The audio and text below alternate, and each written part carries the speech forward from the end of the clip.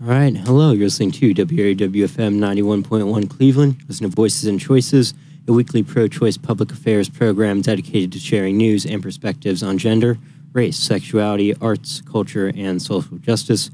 Living the importance of public awareness and conversation about these issues, aiming to foster a forum for a discussion where we can raise voices and perspectives that are otherwise not heard and encourage action that will generate change. I'm your host, Matt Hooke. My two co-hosts, Dot Martin and Dr. David Miller, couldn't make it today, so I'm holding down the fort. Joined by two great guests from Barnhouse Journal, Jason Harris and Kevin Latimer. Thank you so much for coming on the show. Thank you. Yeah, thank you for having us. So can you just talk about how y'all met and how Barnhouse was founded? Sure, I think Jason really likes giving the story, so I'll allow him. Thanks. So Kevin and I met in the spring of 2016. We both had a professor whose name is Krisha. And Krisha came up to me one day and asked if I knew Kevin. And I said, no, I don't know Kevin. And about a month and a half later, Kevin and I found out that we had a mutual friend because the friend brought us together. And after that happened, it was a wrap.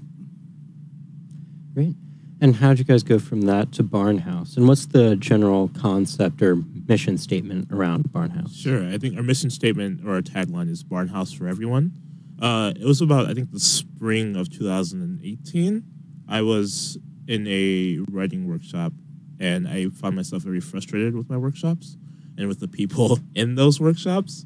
So I told Jason and a couple other friends of mine to come to my apartment one night. We'd read and hang out and just read poetry and stuff like that. And I was like, hey, we should start this literary journal. And I had been talking about this for months prior to that. I'm like, we're just going to do it right here, right now. We're going to do it. And we spent that night just coming up with ideas. Yeah, I think that's like the gist of how it started, right? Yeah. After that night, I think the next day or a day after that, I texted Kevin and was like, hey, I just made a Twitter handle for us. And then Kevin was like, cool, I will make a website. And so we had a Twitter handle and a website about a week after that initial meeting. And then we opened up for submissions a couple weeks after that. And submissions took off much more than we thought they were going to. Very quickly, yes. Yeah, I think there were, over 100 within 3 or 4 days. Yeah, our friend Billy, the guy who brought us together, owns a barn out in Newberry, Ohio. It shouldn't be called a barn. It's a house. It's a very fancy barn. And we were just having a party there. And we had this impromptu poetry reading thing that happened. We'd all just sit in the barn and read poems or whatever. And there's a lot of people there who weren't poets. So it was like, I don't like poetry. I don't listen to poetry sort of thing. And I thought it was really cool that people were willing to be vulnerable enough to just share poetry in front of people they've never met before. So we just want to be something that brings more voices to the tables, because the publishing world tends to be very male and white dominated. I think for me, 2 black men, we have staff that's trans and a lot of women. It's just really trying to be that alternative. Yeah, to offer just a different sort of set of voice than what's usually pushed out in publishing. And is that what the problem you're having in a lot of those workshops was? It was dominated by that white male perspective? Yeah, I think a lot of it is just that. And it's class has a lot to do with it too. We just come from very different backgrounds. I was born in Cleveland. I was born in the poorest part. I was born in the stockyards, so poor. And it's just very weird for me to hear perspectives from people who weren't in that. And we try to uplift that as our perspective, because Cleveland is a very interesting place. After the fall of industry, and there's people to talk down on Cleveland a lot, and we try to Cleveland is cool, and literature is cool. It's not just 50 old white men in a room. It's not just Edgar Allan Poe. It's not just Edgar Allan Poe or Yeats, And our mission evolved out of creating a space for other people. And so our mission is Barnhouse for everyone, because we want to be the literary journal, the literary space that creates and holds space for different types of voices and different types of people. Yeah, in our first issue, we've published people from Pakistan, Australia, Nigeria. We have readings 3 or 4 times a year. We try to be really diverse in how we choose people, not only in race or ethnicity, but the concept of work too.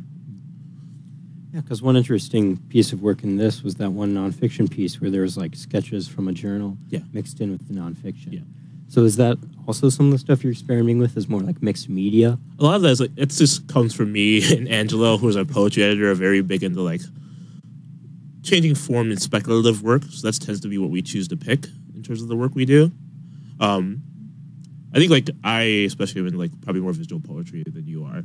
Yeah. So yeah, I tried to like the mixtures of media is really cool. We're going to be doing a video series very soon once we edit it all together called People Reading Poetry in Strange Places, where it's me and all the other people in Barnhouse. We just pick a place where poetry would be unexpected.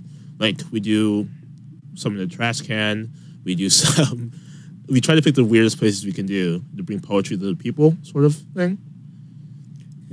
So if you think about how Kevin mentioned earlier, one of the issues that we were up against that led us to Barnhouse is this idea of class and like who has access to literature. And so poetry in strange places sort of it undercuts that obstacle or that issue. So you no longer have to sit in a 4-year university to hear poetry that you might enjoy. Like getting poetry out of the classroom and into more community spaces. The people. And part of that is like your readings are often at like bars and places like that as well, right? Yeah, we've had them at bars before. We try to stay away from bookstores now. A lot of it is because it's a sad truth that people really like alcohol, and people like drinking alcohol when they listen to people read. And it's really interesting to bring something like a poetry reading to a bar, because oftentimes there are people who had no idea this was going on and sort of like come into the poetry reading. And that happened at Coda a lot too. People would just walk in because they wanted to go in there for a drink, and they would stay and like listen to the reading. It's pretty cool. Yeah, and while we try to stay away from, and I think we do a good job staying away from bookstores, we owe a lot of credit to Max Backs in Cleveland Heights on Coventry, because that is where we held our first reading ever. And so I think without the support from community stakeholders such as Max Backs and believing in us and what we wanted to do, I think they were very critical in our becoming what we have been able to become. Yeah, I remember that reading a lot. I don't know if you've heard of the Max Backs. They have like a really tiny basement, and there's like 50 of us all the way up to the stairs just packed in that basement. And something like that is just really, I don't like the word magical, but I think it was like a very magical night. It sort of kicked off this idea. We've been just taking it further and further. Yeah, and like being able to get that many people for your first ever reading is really also cool. Must have been a great feeling. Yeah, it was awesome. The featured reader named Consuelo was a friend of mine I met in Juniper, which is like a summer writing conference thing. She's from Portland. I was like, hey, we're going to be doing this reading series. I'll pay for your flight and fly you out here if you want to come out here. And she did. And she's amazing. Her work is amazing. I think it went really well. Yeah, what kind of work, by the way, as far as like genre of poetry or style? Lyric essays tends to be it. I think that's probably like... Yeah, lyric essays for sure. See, what kind of stuff do you look for as editors-in-chief in a manuscript or a submission? I know you're mainly a poetry person, so let's just start with that genre. Sure. I think we have a very eclectic group of editors where each genre has 2 different editors, and they tend to be very different in what they're looking for. I think most of all, we're just looking for good writing. Something that tells us something about humanity that we hadn't heard before, or if we have heard it before, it says it in a different way. I think that's like the main thing we're looking for. We also like pay homage to like pastoral and industrial because we're from Cleveland and we're a post-industrial town. Good writing is number 1. You know. Anything that makes us stop or makes us say like, hey, you need to go check the submission immediately, because I think those are the poems that when you read them, you immediately know that this has to make it through the slush pile. Yeah, it's weird. We get in a reading period, we have 2 a year. They're each 2 months long. We get about 1,000 submissions for each one. So like whittling that down to like 20 or 30 people is often very subjective, because writing is very subjective. And we get a lot of submissions that are always just great writing wise, but also it's like, what are you saying that's different that we haven't heard before? Helps a lot. just like the process of looking through 1,000 different submissions. Yeah, it's hectic. It's very tiring. And it's interesting reading submissions because in every reading period, there's a theme that sort of, again, to use that word magical, that sort of just happens. So I was reading through a bunch of submissions for Cleveland Drafts, which will be happening October 12th. In the Larchmere neighborhood, yeah. From 1 to 9 p.m. Cleveland Drafts is a literary bar crawl. There's a bunch of different Cleveland organizations, and we all just have readings throughout the entire day. And we all just do works in progress. And me and Jason spend a lot of time reading those submissions. Yeah, so in addition to Barnhouse, I think what me and Kevin try to do as literary citizens is be a reader for other organizations. So while I was reading through, I read poetry and nonfiction submissions for drafts, and one theme that kept coming up was death. And I think death is a popular theme, but there are times when the theme of death is very concentrated around, a type of illness. And within this collection that I read for drafts, a lot of them had to deal with illnesses within the blood and how that led to death, and then what happened after death as far as burials go. And so it was really interesting to see so many different types of writing from different writers from different stages of life, somehow finding a way to be on the same path. That's a lot more interesting than what I read. I think you got lucky. I was going to say, different stages of life, because that obviously alters what your perception of death is as well. And the interesting thing about Cleveland Draft is we try to get people who are professionals, students, and emerging writers, and get people at all stages of their career. So oftentimes you'll get people who... It's very weird looking through submissions. You see a professional submission, you see a student submission, and they're often dealing with the same themes, just at different points in life. It's really cool. And I guess what's the biggest difference then between let's say two poems that are about the same topic, but one publish it, one just gets by the wayside? Is it mainly just a regard of technical skills, or something more than that? I mean, craft has a lot to do with it. If they're two exact poems, language-wise, they're saying the same things, the one that's doing the line breaks better, the scissors are hitting better, we're going to choose that one. We also, we don't do it implicitly, but we also take background into consideration, because we want to be inclusive and publish everyone. People we haven't published before, people from different countries, stuff like that. Great. And I think this would be a good time to take a quick music break. This next song is by Dame Arosena. Her new album, Sonocardiogram, is going to be released later this year on Brownswood Recordings.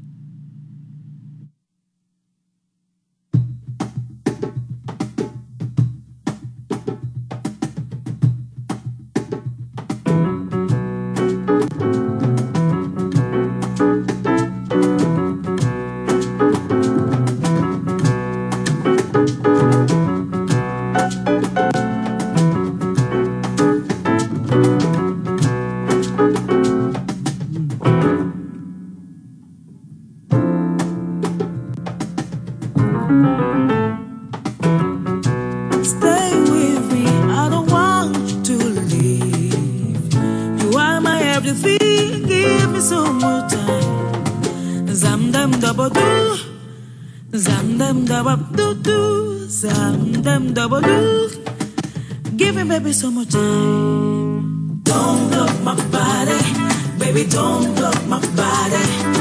Don't block my body, baby, don't block my body. Don't block my body, baby, don't block my body. Don't block my body, don't do it, baby. Don't block my body, baby, don't block my body. Don't block my body, baby, don't block my body.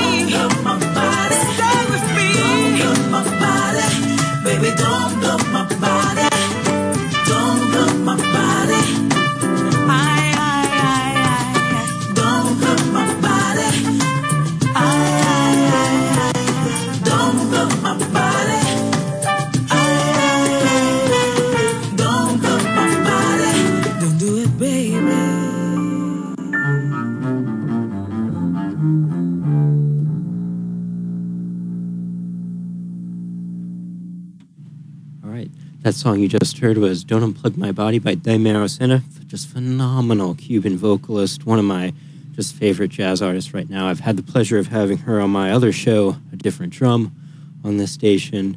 Great interview. I'm hoping to talk to her again at some point next year to talk about her next album, Sonal Cardiogram.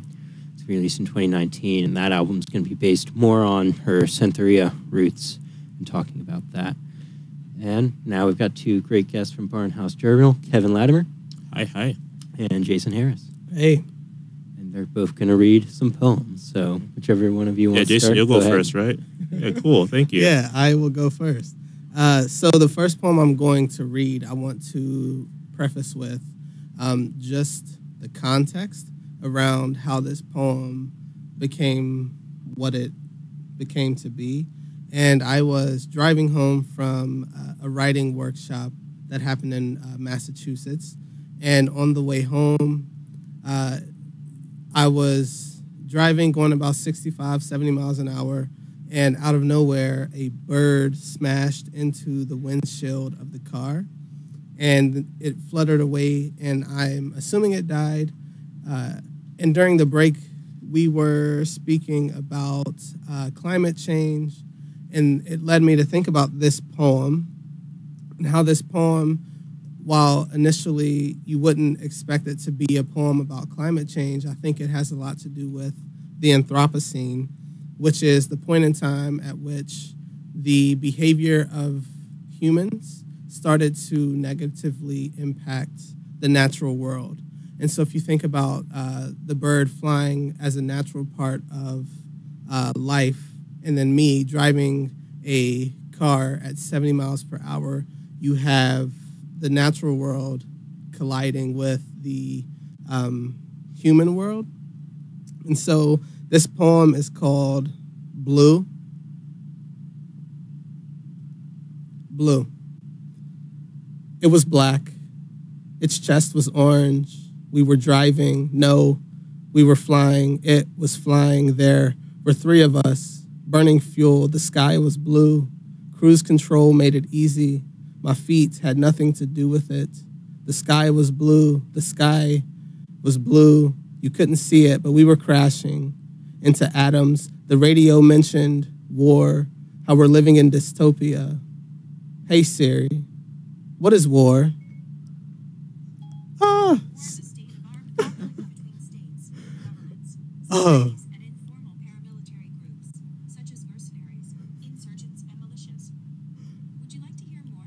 I'm good, Siri. Thank you. Could I start that over? That is phenomenal. Wait, that wasn't intentional? No, that was not intentional. That is so cool. That is phenomenal. Am I allowed to? Go ahead, but can you please work that bit into that was your so future cool. readings? Because that was amazing. I was sitting here thinking, would this work? But then I didn't know how to get back to the poem from the Siri screen. Okay, let's try that again. Blue. It was black. Its chest was orange. We were driving. No, We were flying. It was flying. There were three of us, burning fuel. The sky was blue. Cruise control made it easy. My feet had nothing to do with it. The sky was blue. The sky was blue.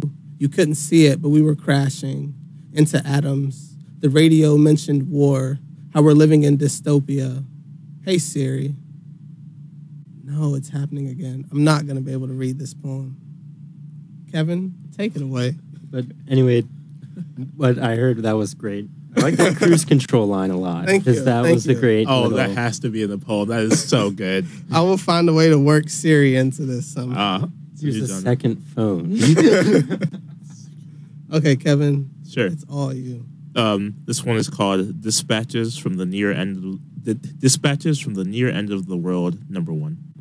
This is a new one, Jason. I got one for you. I'm excited. God will not answer us. How is a God when he or they cannot deliver us from our sorrow? The believers, bless them, have their faith waver after the third one. Earthquakes wreck the foundation of this house. By house, I mean world.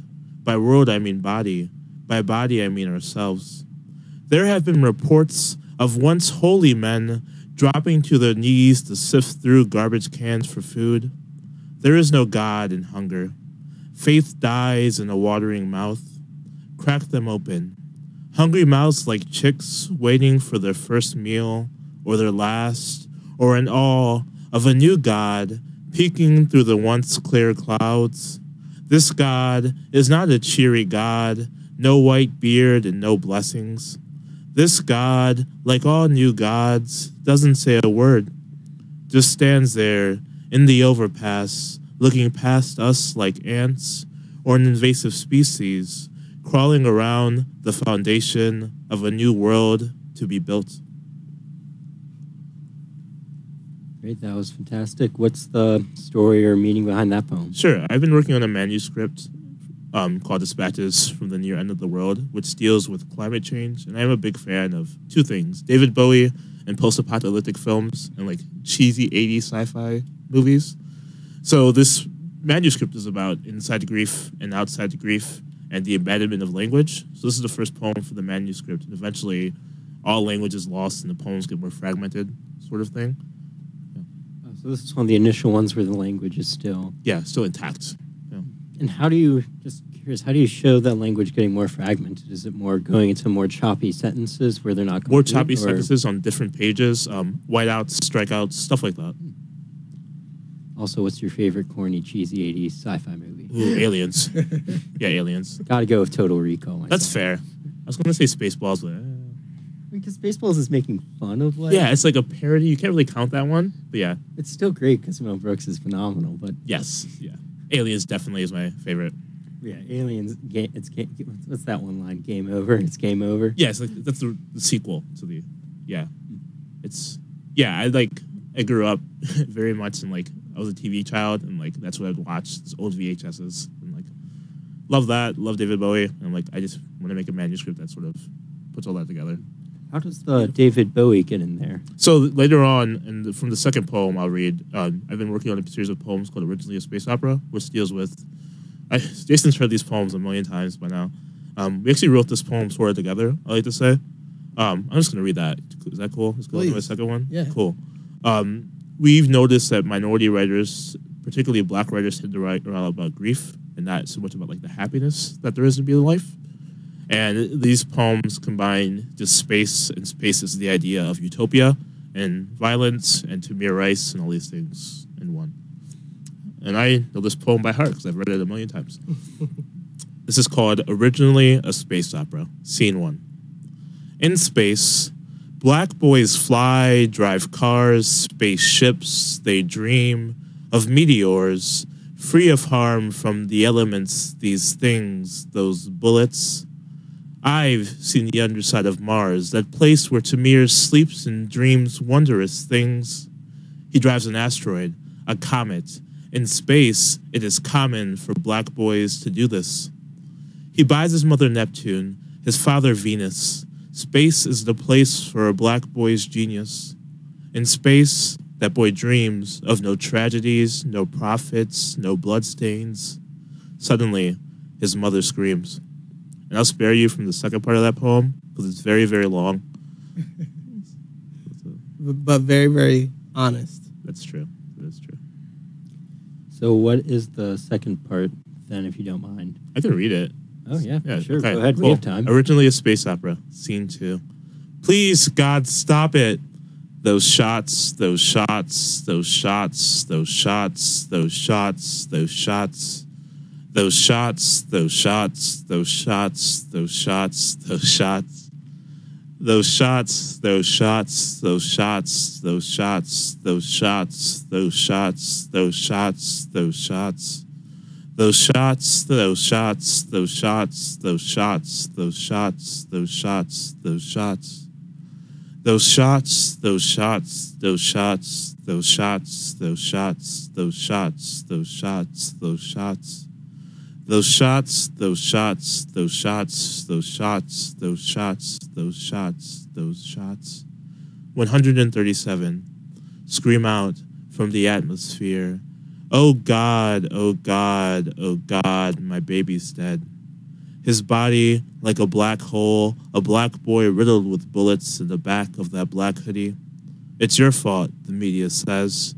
He shouldn't have been out there being black. That boy knew better, says Neptune. In space, black boys don't drive cars, no more dreams. Black boy, don't fly. That ain't for you. Originally, when I read it, it's 137 of them on the page. I spared you guys 100 of those, but I tend to read all of them, so it tends to be a very long poem. Yeah, but that still definitely gets its message across by just having that go on 137. Like, what's usually the reaction during that section when you're reading? Silence. Every time. I read it first. I went to Juniper a year before he did, the summer writing conference, and I read it for the first time, and it's just like the whole room gets silent. And people pay attention to me, which is good. Because I think people don't understand how long it takes to like do 137 shots of a gun, and the reloading, which like takes the form of pauses and stuff like that. So it's usually just silence and all attention. And Jason, you said you both worked pretty like strongly together on that poem. I wouldn't say so. Kevin did all the work on that. I was there as he was working through it and talking through it. And so I think one thing that Kevin and I have gained from having each other's friendship is when we come up with a new idea for a poem, we will run it across the other person. And then so much of the early creation happens between the both of us. And so I think in that way is what Kevin was referring to as saying how we wrote it together. But it is all Kevin. Yeah, I want all my credit. Thank you. It's all yours. And earlier when you were prefacing that poem, you were talking about hope and grief. Can you go in a little bit more detail about how the poem kind of reflects those ideas? So like that's scene 1, and that's the other one is scene 2. So there's, I think, 25 of them now. And it takes the place in terms of a melodrama, because I think melodrama is a really cool idea to get across, just the dramatic tension of it. And the first few poems are, there's always this tragedy, and always ends in the same way with the black boy dying. But towards the end, there's a difference.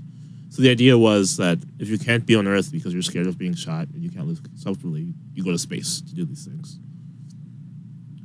Is there anywhere our listeners could maybe read the poem themselves or where it's published? Yeah, you can look it up. It's on track4journal.com. Or you just type in originally a space opera, and it comes up there. And I guess, and there's that Sun Ra reference with spaces in place as well. Yeah. So anyway, Jason, what was the poem you wanted to... What was there not be any Siri in this poem. So I have another poem that I'll read, but I want to go back to this, to the poem Blue, and just mention how the start of that poem was about how human nature and the natural world collide. And while reading that poem, like me, a human, collided with a human invention, and it became an obstacle that I could not get around because I kept calling out for Siri. So I could not finish the poem, but it's because people have created Siri to respond to us. So it's like humans are getting in our own way, which is kind of weird. You definitely have to. You have to incorporate that. You have to. So this next poem is called Milkweed. Milkweed. Barefoot, the angels lumber across fog-heavy fields, their wings a tired sacrilege lifting the snow, forgotten until now, back up toward its origins. And the angels, they're carrying a message. Life is a frost-bitten river waiting for you to step into it. Never mind the rush of water, the ice sheets slipping out of one tragic moment into another tragic moment, into another tragic moment, only to slip into another, to be unaware of the silk wrapping the body, to be still until this glacial period melts quietly into the next, to not yet be held accountable for the trouble we've caused, the ecosystems we've brilliantly destroyed, in the name of some god or cause is a gift. That small ruffling of wings you hear, that caterpillar wrestling with science, and a translucent chrysalis, that bare stalk struck by a beam of moonlight is the sound of everyone you love dying, asking, did you enjoy your time here? Did you seed yourself a milkweed? Did you save anything worth saving that didn't include yourself? Ooh, have I heard that one before? I feel like I have, right? I think you have, yeah. That ending. Yeah. That's a nice ending. I like that. Yeah, that ending is great. So that's also about climate change and environmental degradation, right? Climate change definitely creeps into this poem, but while I was writing this, I was thinking about how we, no matter how little or how big, we cause destruction and violence against ourselves. And so I started thinking about, when the end of the world comes, will we as humans have made an effort to save anything that didn't include ourselves? And so that's where this poem came from. Is that in your manuscript, the one you're working on? It is, yeah. Cool. And what's the manuscript you're working on? Is it a collection of poems based around that kind of idea? Yeah, it's so the collection I'm working on is called Blue, and it is a collection of poems that talk about climate change, what we are doing to the earth, and then in turn, what the earth is doing to us. And so it's a short meditation on what it means to be human in the 21st century in the middle of the Anthropocene. And like, how are we coping with that? And then in turn, how is the world coping with us? You say that word so much. You try to get no. Anthropocene. It's one of my favorite words. Just get it in there every time. Yeah, it's a great word. It is a pretty great word. Yeah. I've never heard that word before you said it. I'm serious. It's great. Yeah. I think I saw that first in like a National Geographic or something. This is it. I do have to give full credit to one of my professors, Carol Pagel. I took a class with her and we studied the Anthropocene, and that's where I learned about the word.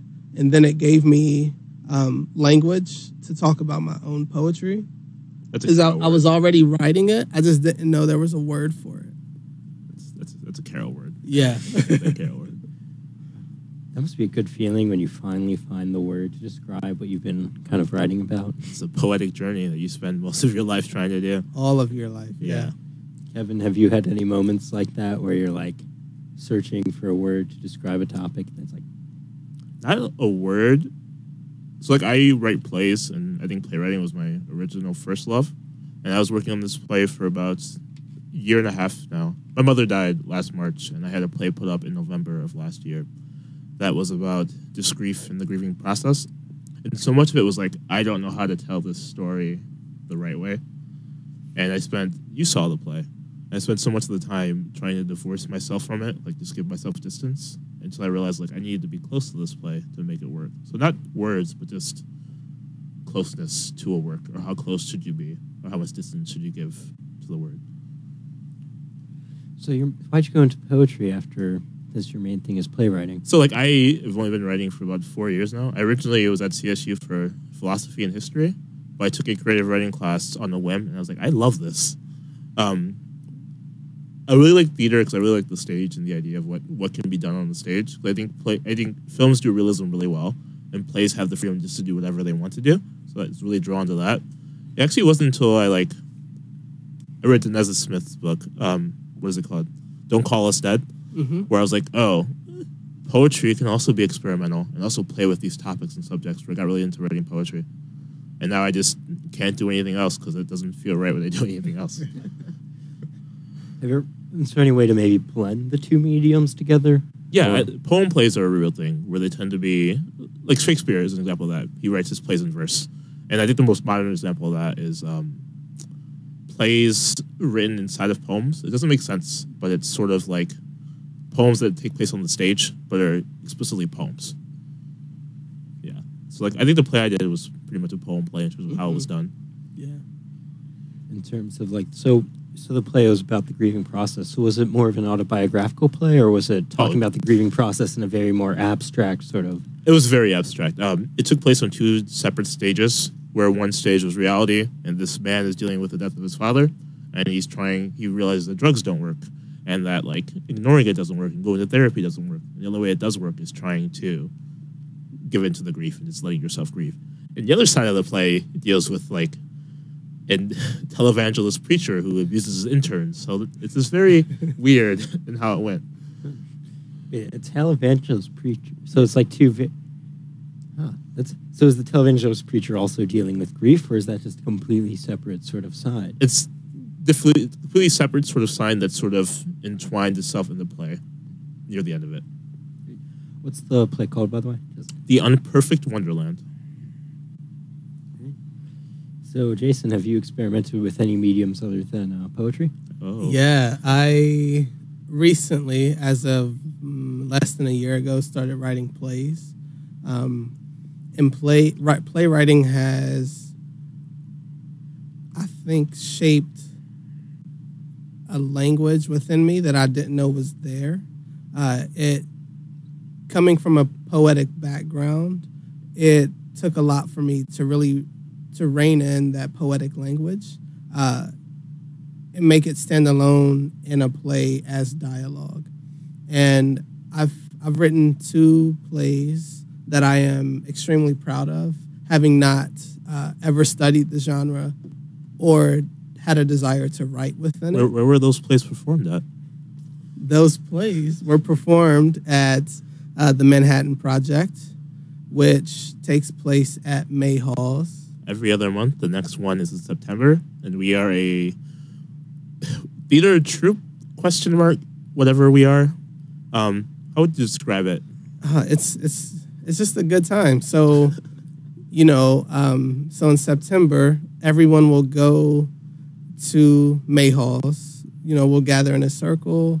We'll put names in a hat or in a basket or whatever, and then we will typically choose writers prior to the event, or we'll do it to where the writers will also put their name in the hat. And so everyone's name gets drawn, and we usually have around 3 to 4 writers, and then everyone else has to act within their plays. Yeah. And so it's a very, very warm and welcoming space. Yeah, you're given a month to write the play. You have prompts and things you have to do in the play, and we just go back a month later and perform in May Halls. And yeah. The tagline for that is awesome and terrible theater, and it tends to be both all the time. Yeah. And it's very, very, very experimental because all of your prompts, you'll get 3 prompts that say Target, Alex Jones, and Iceberg. And you have to work all those into a play. So, there's a lot of room to play around if you're new to playwriting or if you like to act. Yeah. And not be judged. It's extremely low stakes. I've been doing it for about 3 or so years now. Yeah. We all just do 10-minute plays. It's just really fun to do and just experiment. I've done the worst plays I've ever done in my entire life there, but they've been the most fun plays I've ever done in my entire life.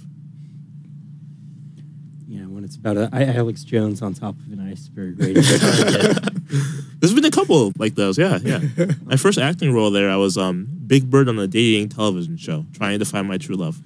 Wow. Oh my god. Someone using Tinder to make a Ponzi scheme. that may be like one of the lines in the play, I'm pretty sure. I'll never live that one down. No. Never. No. Never having to be Big Bird trying to find love. Yeah, no. So I played Snuffy in the play, and my professor for the rest of the semester kept calling me Snuffs or Snuffy. Yeah, like it was like the sort of like game show format where like the people in the audience voted on what happened next. So my professors are in the audience voting on what happens to me. That's so did you have to improv what would happen next depending on audience vote, or would that be written in the play? So we improv'd it, yeah. Oh my god. Yeah. And none of you are trained actors for this. Oh, no, not at all. God. We will sometimes have trained actors show up with headshots, and we're like, this isn't what you think it is. Yeah, a lot of us don't have any theater training. We just like to have fun. Yeah. So that's at the end of every other month at Mayos, right? Yes. That sounds like such a fun time. It's very fun. Great. And also, I'll talk about the fundraiser for immigrants on September 4th at Bookhouse Brewing. Yeah, sure. It's not explicitly a Barnhouse's one, but there's a group called Writers for Migrant Justice. And on September 4th, they're trying to do a worldwide day of poetry readings to raise money for their service. They're raising money for Immigrants Families Together, which helps bring separated families together. So the goal is to raise $500 for each reading to do it. We're having a reading at Bookhouse. It's going to be, we have some featured readers who are all immigrants, some people from El Paso due to the shooting. They're going to have a silent auction with a bunch of literary goodies from different organizations like us, the CSU Poetry Center, Literary Cleveland. They're going to have an open mic where people can read or speak about how they feel about the tragedy. It sounds like a great event for a great cause. Again, that's on September 4th, and Cleveland Drafts on October 12th. Yes.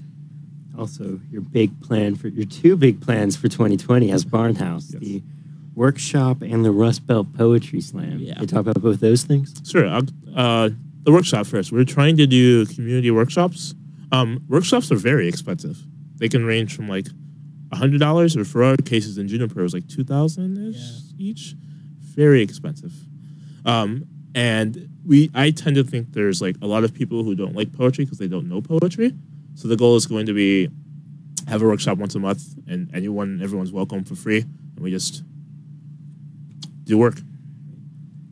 I mean, $2,000 for a workshop, that's definitely not accessible It's for very most people expensive, unless you already know you're going to be like a professional poet. That's Even not then, something it's you're like doing poetry. Successful poet doesn't mean much. I realized that like the second that came out of my mouth. Yeah. But I think for us, the goal is like try to get as many people as possible engaged with poetry. And I guess that's very much in the far future because there's no defined venue or date for it. We had March. Don't know when in March, but it'll be in March. Yeah. And the Rust Belt Poetry Slam? Yeah, it kind of like fell in our laps, sort of. So Rust Belt Poetry Slam is a regional poetry slam from people in the Midwest. It's a 3-day-long festival. It happens every year in a different host city, and this year will be Cleveland, Ohio. Thousands of people come out, big poetry slam competitions. People will form teams and do like teamwork and just like poetry slams throughout the entire day. So we're going to be helping do some workshops before it, helping host it, and do whatever we can in terms of that. It'll be in the Ohio City neighborhood at a bunch of the bars down the street. We'll have a schedule out in like 2 or 3 weeks for exactly where those will be. But if you want to know about that, just go to barnhousejournal.co, which is BRNHS journal.co. You have a little tab for Rust Belt, and you can find all the information there. And there's also a donation link on that same webpage. Yes. Did you just see that? So I just did that like 4 hours ago. It'll be a fun event. I think for us, there's like this weird divide between slam poetry and academic poetry that doesn't need to be there, and we're trying to like bridge that divide or that gap a little bit. Yeah. Oh, didn't you actually? So like with slam poetry, because that always seems to be like there's so many young people in slam poetry. Yeah. Like I know like Lake Erie Inc. over in Cleveland Heights does all that. Slam poetry. So I guess is that why there's that separation? Because slam poetry is considered a young person's game, and then academic is you have to have a PhD for it. I think it's that, and there's a racial divide that unfortunately is to it. Like, slam poetry tends to be predominantly Black and Latino. I think like 20 years ago in the 80s, no one cared about poetry like at all. I don't think it was till like Def Jam and to poetry slams that people started to care again. And there's like pushback. It's not like real poetry because like people don't have their MFAs and their PhD and they're talking about racial or very sensitive subjects, which doesn't lend itself well to the academic world. Yeah, because most slam poetry is, as you said, like race, gender. Yeah, it's very personal. Yeah. So one of the things that Barnhouse is looking to do in the future is bring spoken word crowds out to your more traditional readings. And by doing that, we will then be exposing our more traditional poetry and poetry reading listeners to slam poetry. So again, going back to our mission, that Barnhouse is for everyone, literature is for everyone. We hope to eventually create a space where we can host 2 slam poets, a nonfiction essayist, and a playwright, all in one night. Yeah, we're not there yet, but we're definitely. Yeah, so we started this series called this reading series is not on Netflix. We've been doing it since last September. We do it 4 times a year. We try to bring national writers in with local writers to expand the local writers' readership. And I think we've been very successful in that so far in terms of like audience participation. But we're starting our next season. We do these episodes and we sort of like market it as like a TV show. And we're starting season 2 in November. November 8th at the Third Space Action Lab, if you're interested. There will be a waffle bar there. Oh, waffle bar. There will be waffles, and they are the best waffles you'll ever have in this. Phenomenal. Yes. We have a friend named George. I work at Bookhouse Brewing, and they have a pop-up there every Sunday. And he makes like Liège-style waffles, and they're amazing. And me and Jason go there every Sunday just for the waffles. Every single Sunday. Oh, my God. So, Bookhouse Brewing on Sunday for waffles. 12 to 3. What? And also, for that event that you mentioned, when's that next series next on Netflix? That's in November, you said? Yeah, that'll be in November. We're going to have a sort of preview episode. We have a couple of writers coming in from Portland who are going to be reading for that. We try to do them every 3 to 4 months. We do rotating locations, so it's never at one location in one time. But we oftentimes would spend out of pocket, just like buying pizza and beer and stuff like that. So I think the goal is going to be trying to have pop-up stands for food. Because like if you go to a reading, you're sitting there for 2 hours sometimes. You're going to get hungry.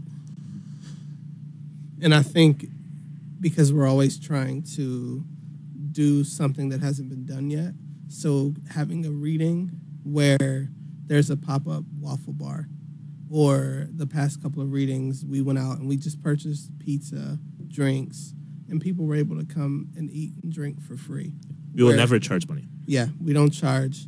But yeah, the next reading is November 8th from 7 to 9 p.m. It's at the Third Space Action Lab is in Wade Park in Cleveland, Ohio. Yep, it's 1464 East 105th Street. And you also pay writers, which is, fairly unusual for a brand new literature journal. Yeah, I remember. And it's also very nice for a brand new We literature are journal. brand new and broke. Yes, I remember when we started. I remember the big thing I talked about was like we have to pay writers. You have to. There's this like devaluation of work where people, as a poet, it's probably happened to you before. People just ask you to write them a poem. Mm-hmm. It's like write me a poem or write me a story, and like that takes work, like labor, physically and emotional labor to do this. And I think for us, we only paid. We pay $20 a piece for every work that's accepted. It's not a lot of money, but we want to give something. We also publish in print and online, so you get a print issue and an online issue. So we try to at least give something because your work is valuable and you deserve money for it. And so when we curate our reading series, we typically try to bring people who we've published. And so if you have been published in the journal, you're always a candidate for coming to read at one of our reading series. And it really helps expand your readership. We get between like 50 and 70-ish people for each reading. It tends to be a very diverse crowd. So it's really good to have just expand your readership and let people hear your work who've never heard your work before. I think some of our best readings have been like people no one's heard of before, but they went up there and they killed it for 2 hours straight. It's all about the work and not the name. And that's like 50, 70 people. That's a very solid crowd for a poetry reading as well. From day one, it's been like wild in terms of attendance. Because I guess the Cleveland literary scene is very strong and close knit community in a lot of ways. I think like for us, a lot of our supporters come from like these organizations. Like, Literary Cleveland has helped a lot. 12 Arts has helped a lot. But we try to be very diverse in what we pick. Like we'll have an essayist and a playwright, and we'll do it at a bar. We do it on Fridays and Saturday nights when most people are free. Yeah, it's been wild. I remember every time I do it, I'm just like shocked how many people have showed up. And then if you throw free food into it, everyone comes out. Yeah. Pizza, beer, and listen to people read dope poetry. Yeah, it sounds like a fantastic time. Also, that diversity of genre as well is something that's very good. And I mean, as you said, it introduces people to different types of art form. Yeah. I think for us, we have 12 people on staff, including myself and Jason. We have people who are poets and people who are playwrights, and people who are essayists. So it's not fair just to like do poetry. So we try to be wide in that. Will you be publishing? Will you be publishing short plays in the future in Barnhouse? Yeah. So we've talked about how to do it. They might just go on our website. We might just do one acts in terms of how we want to publish plays, but plays definitely will be there in the future. I love them too much for them not to be included. I just want to say for our readers, the 12 of us, we come from diverse backgrounds. So some of us have our MFAs. Some of us are working on our MFAs. Some of us have our bachelors. Some of us don't. So some of us are like just photographers. Yeah, some of us are just photographers. But we all take ownership of the work that we publish. Yeah, I think that's a lot. I remember we just sit in meetings a lot, and we'll be there for 2 hours because everyone just has like such diversity of opinion in what we should do. And it's really cool. I mean, Dorian, who is going to be filming the Poetry in Weird Places, we met during undergrad. Mm-hmm. I met during undergrad. Does photography, but loves work, loves reading, loves writing, and it's just like he's probably the most important member that we have. Oh yeah, because he is the reason for all of our work on Instagram.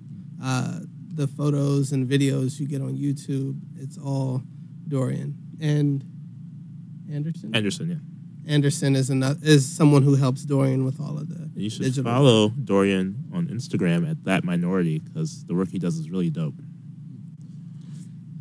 Yeah, that multimedia aspect of Barnhouse as well is a very cool thing too with the photos and the videos. I think we're going to have like our whole goal is in this next calendar year is to build up our YouTube presence. We're going to be having that series. We'll be doing this very soon, but putting all of our readings on YouTube, so you'll be able to see it even if you can't attend. We tried experimenting with live streaming, which we'll be giving that another shot because the first time was, but patience. Yeah, it worked. I think it worked the best it could because it was only our second or third reading ever. Yeah. So right off the bat, we were like, how can we make this different? Yeah, I guess live streaming is one way, but I guess so. Then for your next reading, how are you going to make that one different? So once we're doing the one in November, and we'll have the waffle bar for that. The second episode, we want to do it in an actual theater, like a play theater. We have a lot of friends who are playwrights, I think, me and you especially, and we want to give them like their time to shine. So maybe just a night full of plays would be really cool. Yeah, like mainly like one act kind of stuff, or a mix? I think it would be probably like 3 20-minute plays. So like sort of one act, but close to that border. Fantastic. Thank you both so much for coming on the show. Anything else you want to say to our listeners? No, I think that's it for me. Yeah. Yeah. No, this was great. Thank you. Yeah. Thank you for having us. Our second issue of Barnhouse will be out in print in about 2 or 3 weeks whenever I finish that. But it'll be in every bookstore near you. Good. So like Max Books. It'll be in Max Books, Visible Voice Books, Apple Tree, all that good stuff. Next song is by Omar Sosa. It's called Letra.